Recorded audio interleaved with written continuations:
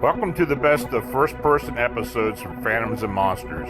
Please like, subscribe, and hit the bell icon so you'll be notified of all future uploads. Texas couple receives sunburn from hovering UFO. Driving east on Highway 80 out of Gladewater toward the town of White Oak. Passing across a bridge that divides Gladewater, Clarksville City and White Oak right next to Lake Divernia. My wife and I noticed a bright white light in the rear view mirror of my vehicle, thought it was an aircraft of some sort. As we crossed the bridge on Divernia, just prior to beginning a hill to come into the city of White Oak, the light went from what seemed like miles away to over my vehicle. It resembled a helicopter spotlight and was directly on my vehicle. Thinking it was some form of law enforcement, we pulled the vehicle over and rolled my window down. It hovered right above the tree line and just over my vehicle, 50 to 100 feet above the vehicle as a guess. I stuck my head out of the window and looked up and was absolutely blinded by the light. My wife was screaming at me to stay in the car and just go. I remember her telling me just go, go. I used my thumb to block out the brightest light and noticed 4 white lights, north, south, east, west on the craft. I opened the door to my vehicle and stepped out. Standing as if you were to be looking at an object in the sky during the day, shielding my eyes with the back of my right hand palm facing the object. It felt somewhat like warm sunlight. No burning sensation, just a warm feeling. I'm not sure how long I was standing outside the vehicle, and this is where I begin to feel like I am going crazy.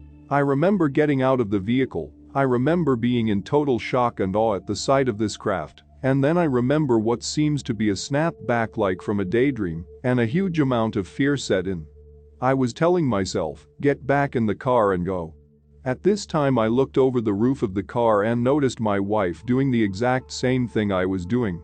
I yelled at her and she did the exact same motion I did. Almost as if you were concentrating on something and begin to daydream. Someone says your name and you snap back and she literally said huh. I told her to get in the vehicle with me and we then left the scene. The object returned to the same area we initially saw it and was then gone. I feel like I am a crazy person. I know what I saw, I am of perfect mental health and have no issues with seeing little green men or even believe in aliens.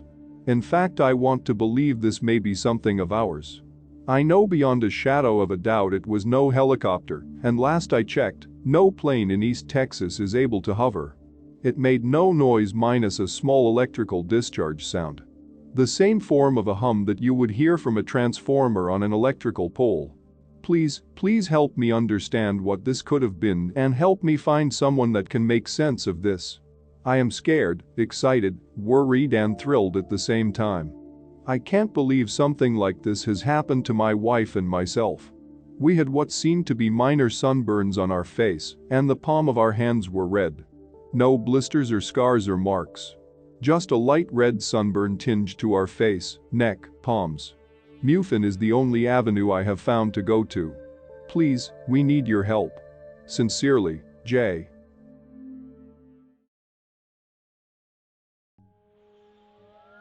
UFO sighting results in possible men in black encounter. Hello sir. I was directed to you by a forum contributor who reads your website. I work as a night security officer at a warehouse in Plainfield, Indiana. The building is located about a mile west of the Indianapolis International Airport on Reeves Road. At the time of the incident I was working with another security officer. Over the past year or so I and others have noticed many strange lights in the sky at night. Actually, some of these lights were distinctive V-shaped, but most were circular. On the night of February 1st, around 10:30 p.m., there was an array of bright red lights traveling over the airport heading west over Plainfield. I tried to get photos, but the light pollution from the airport and business park were too heavy. I counted 34 red lights traveling back to back and moving very slow but in a straight line. The other security officer witnessed the same lights. I reported what I saw to a friend in Cincinnati who was interested in UFOs. He said that he would file a report with a UFO group. This was the next day, February 2nd. He told me that he received a similar report from another witness in Indianapolis. On February 8th early Sunday morning, 1:15 a.m. or so, the security guard at the gate called me on his radio. He said that someone wanted to talk to me. This was very unusual because people rarely drive up to the gate that late, and no one has ever asked for me.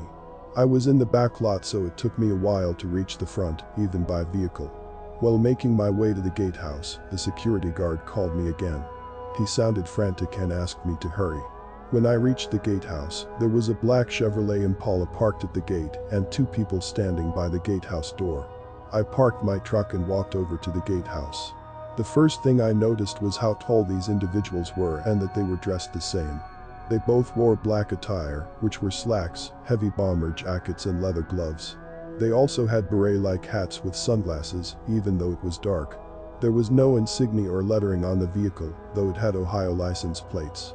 One of the men asked me if I had witnessed anything unusual in the sky above the airport. I mentioned what we had seen on February 1st, and that there had been a lot of different lights seen the past year or so.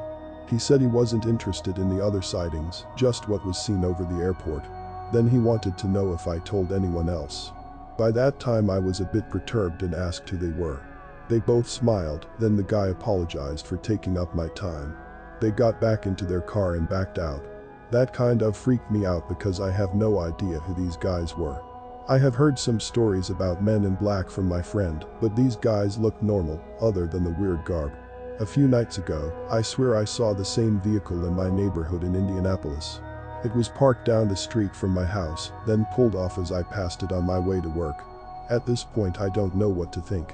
I'm not scared but curious as to what they think I witnessed. Incidentally, the other security guard who witnessed the lights did not receive a visit from these guys. My report must have sparked something, though I don't think my friend used my name or specific location. I wonder if these were men in black and why they showed so much interest in my sighting. Thanks for reading my email. BB.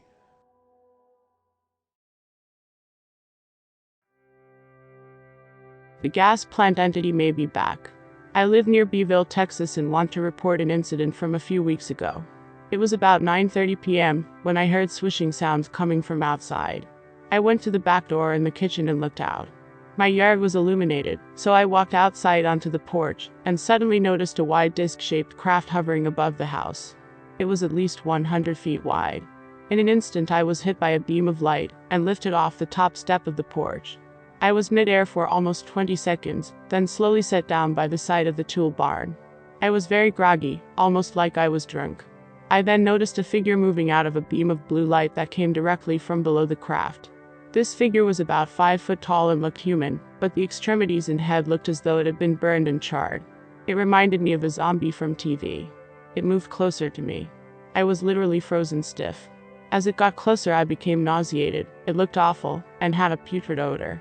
It backed away as I started to retch, then vanished into the blue beam of light. Without hesitation, the craft ascended swiftly. So fast that it created an instant vacuum that dropped me to my knees. I got to my feet and ran into the house. I was scared and worried something else may happen. Then I noticed the time. It was 10:40 p.m. I had lost almost 1 hour of time. I still don't understand what happened to me at the time. I feel fine, but I'm still very concerned. I never believed in UFOs or other weird experiences people have said they had. Now it has happened to me, and I have a deep sense of dread. I talked to my close friend, and she told me to search the internet. I don't know if she believed me, but she was willing to help. To be frank, I am still concerned about contacting anyone about this. My friend gave me several contacts to try. I sent emails and filled a few forms. I never heard back from any of them. Then I found the photo of the entity from Kennedy, Texas, that was posted on your blog. That is what I encountered. I know that it is the same thing or another like it. I can feel it deep inside me. That gas plant in Kennedy is only 20 miles from me. Just yesterday, there was some talk that weird-looking people were seen moving through a local field this past weekend. There was also a series of lights seen above the horizon at the same location. I don't know if this is related.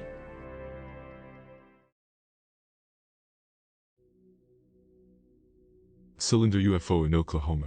I want to share something strange and unusual that happened on this Easter Sunday night, April 24, 2011. I had been to a church's Easter service night cantata in Texas. I was driving to get back home on a desolate farm to Market Road, as there was not much traffic on it day or night.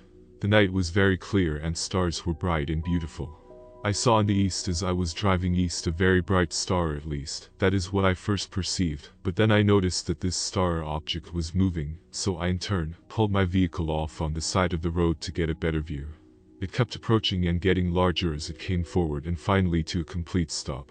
I got out of my vehicle to get a better look. I realized that this was not a star, and it was rather a huge object, sort of like a silver cylinder, and it had red, orange, green and white lights on top of it. I thought this was strange, by this object coming to a complete standstill, and I could not hear any noise. I just for a second glanced to my left, which was north, and I saw this other bright star. Again, that is what I again perceived coming from the north, and as it came closer, it had the same color lights on it. Well, it approached the other standstill object, it came to a standstill also. I was amazed and I happened to look at my watch, and it was 10:15 p.m. The two objects remained stationary, and the only thing that was active were the rotating lights on both objects. After about 10 minutes, the object that came from the north extended a white-red laser or something similar to the other object, and that went on for about 15 minutes. They seemed to be a distance between the objects, when this white-red laser went to the other object, and it reminded me of someone or something rolling out a red carpet. At times, I saw what looked like little black dots within this red whatever. After about 15 minutes, this red carpet started retracting back into the north object. When that happened, this object from the east after close to 5 minutes, started moving sideways to the south, then moved upward and then shot to the south at a high rate of speed, and finally disappeared. The other northern object, after the other object had disappeared going south, it started to lift high, and then it shot off at a high rate of speed back to the north, whence it came from and disappeared. I don't know what I saw that night, but I will never forget it. I have not spoke to anyone about what I saw. So I figured they were making a transfer of something or maybe not, but I have thought about this red carpet scenario several times since, as well as what these two objects were, that came together side by side and became stationary, and after the red carpet whatever, both objects left at a very high rate of speed and disappeared. Very strange indeed. But anyway, this is what I saw on Easter Sunday night. I eventually made it home, but my thoughts of these two objects were on my mind, and for days to come, I still think about them from time to time. Thank you for taking the time to read whatever encounter I had with two unknown objects. P.S. I do not do drugs or drink. Tommy D.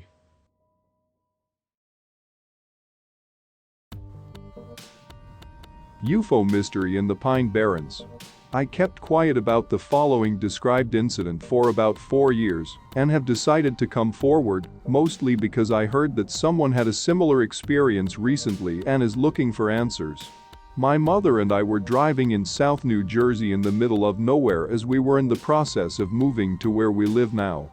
The location was in the area of Shamong, New Jersey. It's out in the Pine Barrens, notoriously known for the Jersey Devil. We were on Jackson Road, which is deep in the middle of a thick forest with very few lights, though there is a raceway nearby. I wish I remembered the exact time and the date because I'm sure others had to have seen it, since there was car in front of us, and the raceway was packed with people.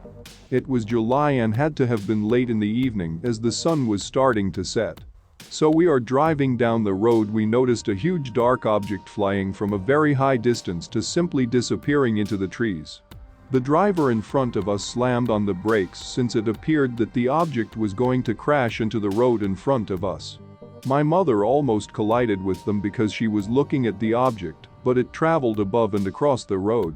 It was about the height of a typical two-story home and flew straight into the woods. We were expecting to hear a loud crash, see an explosion, something, but nothing happened. We sat there staring until a car approached from behind, so we left. We were both confused, and since my mother fears things like this, she just refuses to talk about the encounter. Also, Fort Dix and McGuire Air Force Base aren't too far from that location. Did the military cover this up? But it looked mechanical and too big to be a drone or anything similar to that. The raceway was near there, and the bleachers were facing the same direction as this object. Could there be an explanation or rational reason why this was never reported? I'm seeking answers. David J.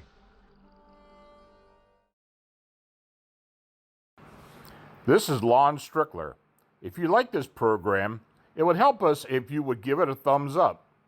Then subscribe and click the bell icon so you get notification when we upload new first-person encounters.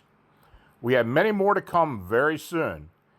And by the way, if you have a suggestion or an experience of your own, please leave a comment.